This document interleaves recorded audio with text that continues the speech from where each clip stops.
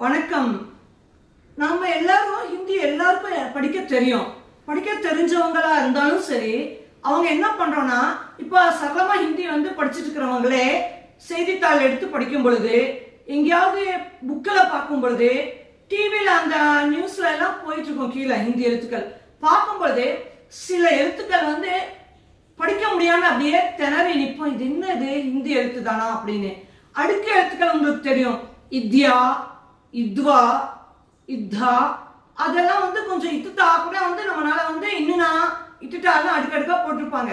அதை கூட நம்மளால படிக்க முடியும். இந்த கொஞ்சம் எழுத்துக்கள் பார்த்தீங்கன்னா இஹ்னா, இஹ்லா, இஹ்வா, இஹ்யா, இந்த எழுத்துக்கள் படிக்க சிரமப்படுறோம். அதை எப்படி எளிமையா படிக்கணும் அப்படிங்கிறத நான் அடுத்த வகுப்புல போறேன். எப்பவுமே தயக்கம் இல்லாம ஹிந்தி நல்லா படிக்க முடியும் எல்லாருனாலையும்.